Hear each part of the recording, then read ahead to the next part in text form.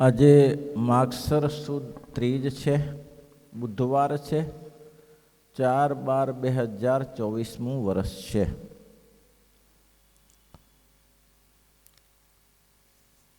શ્રીજી મહારાજે વચનામૃત 68માં પ્રથમના પૂછ્યું, જે 69 કાળમાં જ્યારે અમને નિદ્રા આવતી ત્યારે અમે જગન્નાથપુરીમાં જગન્નાથજીના મંદિરમાં અમે રહેતા અને ભગવાનની મૂર્તિમાં અમે પ્રવેશ કરીને રહ્યા છીએ. અને તે મૂર્તિ તો કાષ્ટની જણાય છે, તે નેત્રે કરીને અમે દેખતા અને અમે એ સર્વેને દેખતા અને પૂજારીનો ભક્તિભાવ તથા છળકપટને પણ દેખતા. અને એવી રીતે આપણા સત્સંગમાં પ્રશ્ન બહુ નાનો છે કે આપણા સત્સંગમાં જે સમાધિનિષ્ઠ પુરુષ છે, મહારાજના વખતમાં ઘણા સમાધિનિષ્ઠ સંતદાસજીને કાંઈ સામર્થ્ય નહોતા, ઘણા સંત સદાનંદજી બધા સમાધિનિષ્ઠ પુરુષો હતા, ઘણા હરિભક્તો સમાધિનિષ્ઠ હતા. વડોદરામાં તો કેટલી બહેનો સમાધિનિષ્ઠ હતી. તો શ્રીજી મહારાજને જોગે કરીને તો કોઈને મોટા મોટા સંતોને સમાધિ થતી હોય કે ના થતી, જેના ઉપર ભગવાન કૃપા કરતા હતા એ સામાન્ય સમાધિ કરાવી શકતા હતા. બોલો, આવું થતું. નાના નાના છોકરાને સમાધિ થતી, 5-5 વર્ષના બાલુડાને સમાધિ થતી હતી. તો આ પ્રશ્ન ઊભો થાય છે. પ્રશ્ન એટલે મહારાજ કંઈ સમાધિનિષ્ઠવાળા પુરુષો છે એ બધું જુએ છે. આ તો જૂની વાત ક્યાં છે, હમણાં નવી વાતો હતી સમાધિનિષ્ઠ પુરુષોની. તો ઊંઝામાં 2 ભક્તો હતા, ઊંઝામાં તે સમાધિનિષ્ઠ હતા. એકની ઉંમર 5 વર્ષની ને એકની 6 વર્ષની. બોલો, સમાધિનિષ્ઠ 5 વર્ષની ઉંમર ને 6 વર્ષની ઉંમર સમાધિનિષ્ઠ. મહારાજ કે અહીંયા બેઠો થકો અક્ષરધામમાંથી વસ્તુ લાવી શકે, અહીં દુનિયામાં પડેલી વસ્તુ લાવી શકે, આવી સામર્થ્ય એને વિશે હોય છે. તો ઊંઝાના 2 ભક્ત હતા, એ સમાધિનિષ્ઠ હતા. એટલે સારો પ્રસંગ હશે ત્યારે પુરુષોત્તમ પ્રસાદજીનું શાસન હતું. પુરુષોત્તમ પ્રસાદજીનું કાલુપુર મંદિરમાં આવ્યા. કાલુપુર મંદિરમાં કોઈકે કહ્યું કે બાપા, આ 2 ઊંઝાના ભક્તો છે અને એને બંનેને સમાધિ થાય છે. ઉંમર નાની છે, એકની 5 વર્ષની ઉંમર છે અને બીજાની 6 વર્ષની ઉંમર છે. મહારાજ કે એ તો બહુ કમાલ કહેવાય, આશ્ચર્ય કહેવાય, આટલી નાની ઉંમરે સમાધિ થતી હોય. તો સામે મહારાજ શ્રી કે ચાલો હું આવું છું. સભામાં આવ્યા. છોકરાને પૂછ્યું કે બેટાઓ, તમને સમાધિ થાય છે? છોકરા કે અમને મહારાજની મૂર્તિનું સુખ આવે છે. તો કરો સમાધિ. સમાધિ કે ધૂન કરો. ધૂન કરી તો સમાધિ થઈ ગઈ. મહારાજશ્રીએ જોયું કે સમાધિ તો સાચી છે, પણ પ્રૂફ કેવી રીતે કરવું? એટલે સમાધિ કરી તો સમાધિમાં ગયા અને અક્ષરધામમાંથી પાછા આવ્યા. એટલે પૂછ્યું કે તમે સમાધિ કરો છો, એ વાત મને સમાધિ થાય છે અને મહારાજના ધામમાં જાઓ છો, એ વાત મનાય કેમ? તો કે મનાય કે ન મનાય, અમને એમાં મસ્તી રહેશ.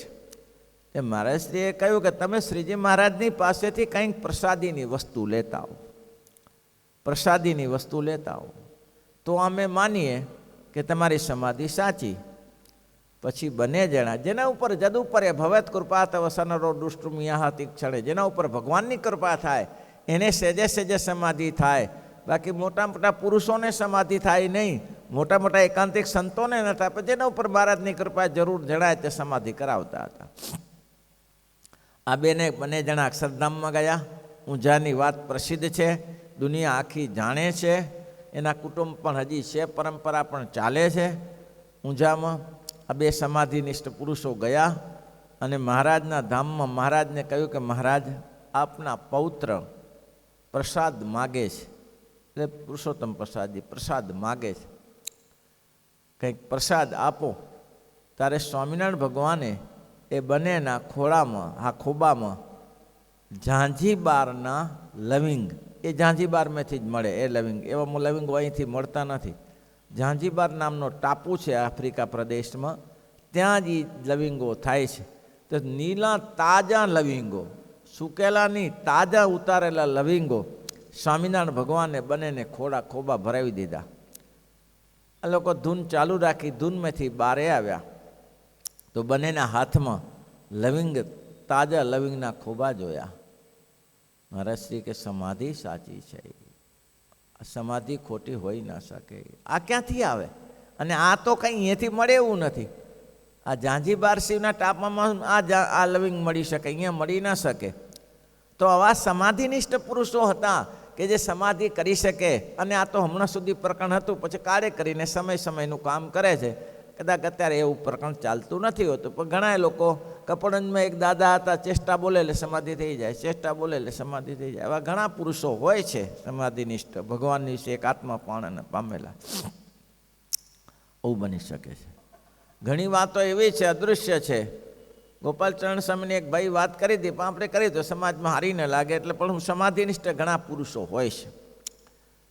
પછી એમને કીધું કે તમને આ સમાધિ થાય છે, તમે તો કોઈ સાધના કરી નથી, કોઈ ઉપાસના કરી નથી, તમે તો કોઈ એવું કે ધ્યાન ભજન કર્યું નથી, તમે તપ કર્યું નથી, તો તમને સમાધિ થાય છે કેમ? સમાધિ કેમ થાય છે? એ મહારાજને ફરીથી જઈને પૂછો. તો કે ના, એવું ના પૂછાય. તો કે પૂછો. તો કે ના, મહારાજ નારાજ થઈ જાય, અમારે આ સુખ ના મળે. તો કે મહારાજ નાદ નહીં થાય, મારું નામ લઈને કહેજો. ફરી પાછો ધૂન કરીને સમાધિમાં ગયા અને શ્રીજી મહારાજને પૂછ્યું કે મહારાજ એ પૂછે છે કે અમને આટલી નાની ઉંમરમાં સમાધિ કેમ થાય છે? અમે એવું પૂર્વનું કોઈ જોગ બળ છે? અમે પૂર્વનું પુણ્ય કર્યું છે? પૂર્વ ભાવમાં અમે કોઈ સારા કામ કર્યા છે? ત્યારે શ્રીજી મહારાજે કહ્યું કે તમે કાંઈ સારા કામ કર્યા નથી, તમે કાઠિયાવાડના બે વાણિયા છો અને કંજૂસ વાણિયા છો.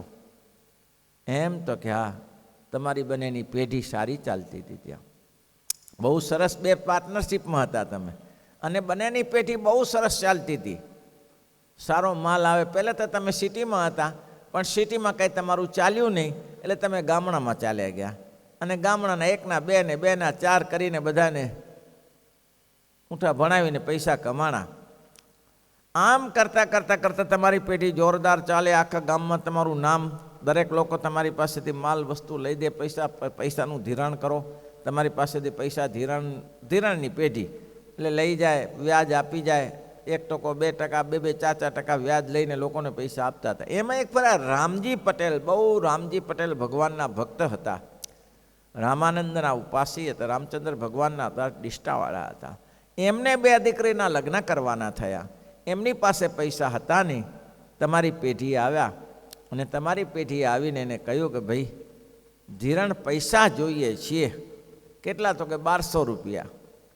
1200 રૂપિયા પૈસા તમે અમારી પાસેથી તમને આપીએ, પણ તમે દર દાગીનો છે કાંઈ એને ગીરવે મૂકી શકો એવું? તો કે દાગીનો કરવા માટે, દીકરીના દાગીના કરવા માટે પૈસા લેવા આવ્યા છે. 1200 રૂપિયા એટલે બહુ કહેવાય ને તે દિવસે તો કે બીજી બધી વાત સાચી, પણ કંઈ ગીરવે મૂક્યા સિવાય મળે નહીં. તો કે ગીરવે તે શું મૂકીએ? ત્યારે બીજો વાણિયો બોલ્યો કે વાડી છે ને, આંબાવાડિયું છે ને, 12 વીઘાનું આંબાવાડિયું હતું, કે આંબાવાડિયું છે ને, આંબાવાડિયું ઘરે મૂકો. આ તો પ્રશ્ન કેટલા મહિનાનો છે? તો કે 3 મહિનાનો. 3 મહિના પછી તમને પાછા લગ્ન પતી જાય, તમે ગમે ત્યાંથી આમ કર્યું પાકે પાછા આપી દેશું. 3 મહિનાનો જ પ્રશ્ન છે ને? તો કે હા. ગ્રીષ્મ ઋતુનો સમય, લગ્ન લોકો ઉનાળામાં કરતા ત્યારે, ગ્રીષ્મ ઋતુનો સમય. આ રીતે મહારાજ કહે છે કે સમાધિનિષ્ઠ પુરુષો હોય ત્યાંથી લવિંગ લાવી શકે ને આપી શકે પાછા. એ સમાધિનિષ્ઠ પુરુષો અહીંયા બેઠા તકા હજારો ગામોમાં ફરી શકે છે. તો ભગવાન ફરી શકે એમાં શું આશ્ચર્ય છે ભાઈ? ભગવાન ફરી શકે એમાં શું આશ્ચર્ય? એ તો ધારે કરી શકે, એ તો સમર્થ છે.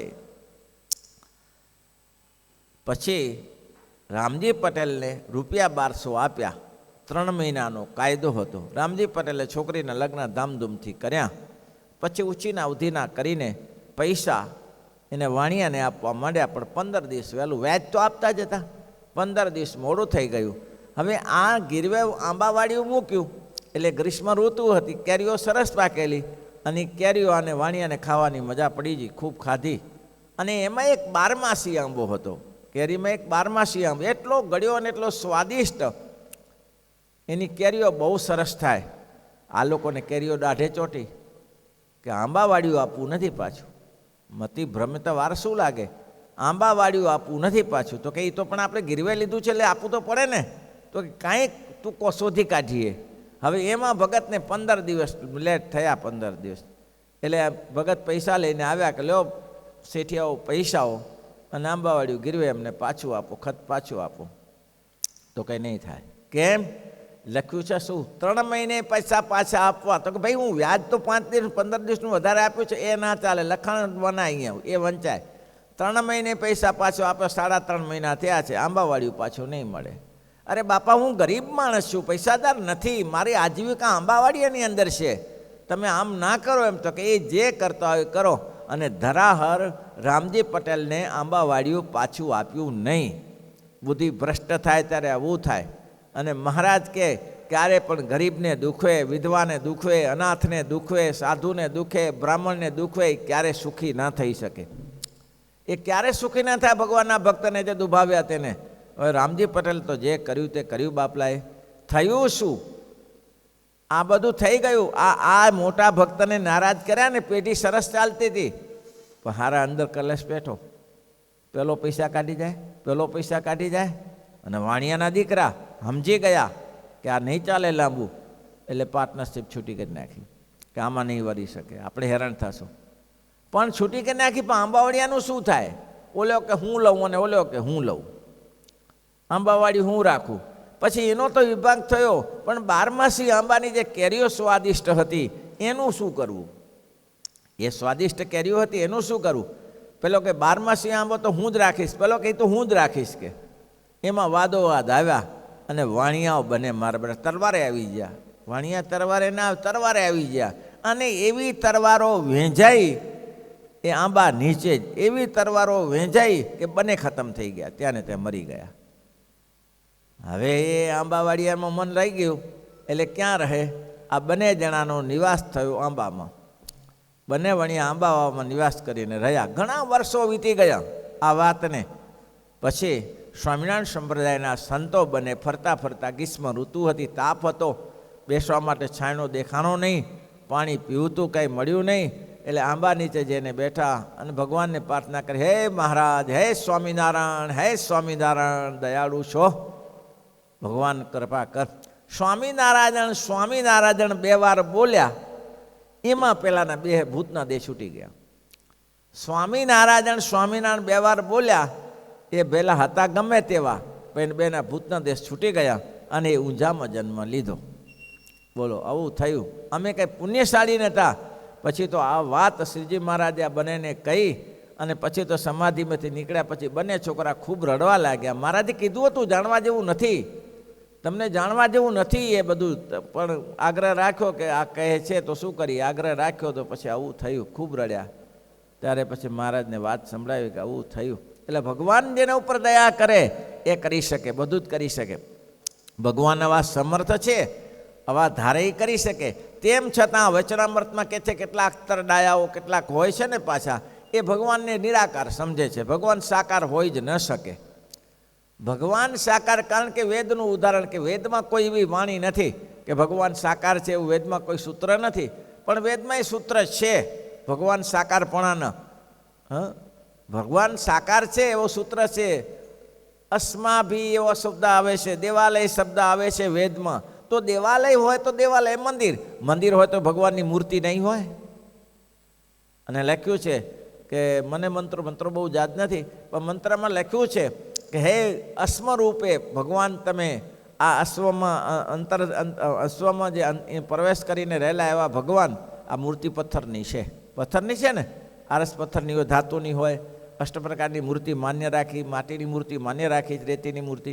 તો 8 પ્રકારની મૂર્તિમાં, એટલે કે અસ્માભી મૂર્તિ હશે તેમાં તમે આવીને નિવાસ કરો અને હે મૂર્તિ રૂપે અમારું રક્ષણ કરો. તો એ વર્ણન તો છે, પણ એ સૂત્રને યાદ પાછા કરી નાખે. અને કાં તો અર્થ બીજા દીધા કરી નાખે, બીજા અર્થ કરી નાખે છે પોતાના સ્વાર્થને માટે. વર્ણન છે. પછી એ લોકોનું એની તર્ક જ દલીલ છે કે સર્વત્ર વ્યાપક ભગવાન એક જ દેશસ્થ કેવી રીતે હોઈ શકે? ભગવાન તો સર્વત્ર વ્યાપક છે, એ એક દેશમાં હોઈ શકે? તો કે હોઈ શકે. કેમ ના હોઈ શકે? ભગવાન હોઈ શકે. અહીંયા અત્તરની બોટલ ખોલી મૂકી હોય તો આજુબાજુ સુગંધ આવે કે ના આવે? અત્તરની અહીંયા માનો કે ગુલાબ કે બગીચાનો કે ચંપાનો કે મોગરાનો બગીચો હોય તો એ તો એક જ જગ્યાએ છે, પણ આખા બગીચામાં સુગંધ આવે છે કે નથી આવતી? જો એક ફૂલ વ્યાપી શકતું હોય તો ઈશ્વર સર્વત્ર કેમ ન વ્યાપી શકે? ઈશ્વર તો સર્વત્ર વ્યાપી શકે, ઈશ્વરને વ્યાપવામાં કોઈ તકલીફ નથી. અરે એક ફૂલની સુગંધ ચારે બાજુ વ્યાપી જતી હોય, અત્તરની સુગંધ ચારે બાજુ વ્યાપી જતી હોય તો કેમ ન થઈ શકે? એક દીવો મૂકો, દીવો તો અહીંયા જ મૂક્યો છે ને તમે, એનો પ્રકાશ આખા હોલમાં થઈ જતો હોય તો દીવો સાકાર છે કે નિરાકાર છે? ભાઈ દીવો સાકાર છે કે નિરાકાર છે? બોલો. દીવો સાકાર છે, આ પ્રકાશ સાકાર છે કે નિરાકાર છે? નિરાકાર છે. તો એ ભગવાન અંતર્જામી શક્તિ રૂપે સર્વત્ર વ્યાપક છે. ભગવાન અંતર, સૂર્ય સાકાર છે, સૂર્ય સાકાર છે, એનું તેજ નિરાકાર છે, તે સર્વત્ર વ્યાપી છે, એ નિરાકાર છે. ભગવાનને જો નિરાકાર કહેતા, પણ આ લોકોની બુદ્ધિ એવી ટાઈપની જેને આમ પહેલાંથી ગ્રંથો ભણીને જે શાક્ત પંથમાં રહ્યા, એટલે જે સુખ શંકર મતનો ઉપાસકો હોય છે એને નિરાકાર જ માને. એવું નથી હોતું ભાઈ સાહેબો કે ભાઈ નિરાકારવાદીનો મોક્ષ થાય છે કે નથી થતો? નિરાકારવાદીનો મોક્ષ થાય છે અને સાકારવાદીનો પણ મોક્ષ થાય છે. નિરાકારવાદી જન્મ મરણથી રહિત થઈને ભગવાનના ધામમાં જાય છે. ફેર કેટલો? નિરાકારવાદી જે ભગવાનના ધામમાં જાય છે અને સાકારવાદી ભગવાનના ધામમાં જાય, ફેર કેટલો? બોલો. પેલો તેજમાં લીન થઈ જાય. કોણ? નિરાકારવાદી છે એ જન્મ મરણથી રહિત થઈ ગયો, મોક્ષ ગતિને પામે. તેજ એટલે સામાન્ય નથી, બ્રહ્મ તેજ છે, ભગવાનનું જે સદા આનંદમય તેજ છે, આનંદમય એ તેજની અંદર લીન થઈ જાય છે. પણ જે સાકારવાદી છે, મેં કીધું ને, એ સાકારવાદી છે, સાકરનો ગાંગડો થવો એને કરતાં સાકર ખાવી એ વધારે હિતાવ છે. સ્વાદેમાં આવે સાકરના ગાંગડા કરતાં. તો નિરાકારવાદીની સુખ નથી મળતું. અને જે ભગવાનના સાકારવાદી છે એ તો મહારાજના દિવ્ય ઉપચારોથી ભગવાનની સેવા કરે છે, ભગવાનને રાજી કરે છે, ભગવાનને નવડાવે છે, ભગવાનને જમાડે છે, દિવ્ય ઉપચારોથી ભગવાનને વસ્ત્ર ધારણ કરાવે છે, એ ભગવાનને હાથી થઈને એને શરીર ઉપર પીઠ ઉપર બેસાડે છે. આ બધી સેવા નિરાકારવાદીને ન મળી શકે. સાકારવાદીને આવી બધી સેવા, દિવ્ય સેવા મળે છે. એટલે મહારાજ કહે છે એ સાકારવાદી છે એ સર્વશ્રેષ્ઠતમો મત. ગીતામાં 15મા અધ્યાયમાં કહ્યું કે જે સાકારની ઉપાસના કરે શ્રેષ્ઠતમો મત, શ્રેષ્ઠ છે. પહેલાંને શ્રેષ્ઠ કીધો. નિરાકારની ઉપાસના કરે એ શ્રેષ્ઠ છે, પણ જે સાકારની ઉપાસના કરે છે શ્રેષ્ઠતમો મત, એને તો શ્રેષ્ઠ માન્યો છે. તો ભગવાનની મૂર્તિમાં ભગવાન સર્વત્ર વ્યાપક છે. એટલું નહીં, વ્યાપક એવા ભગવાન પણ એ તમે એક જ દેશસ્થ થઈ શકે છે. શ્રીપતિમ શ્રીધરમ સર્વદેવેશ્વર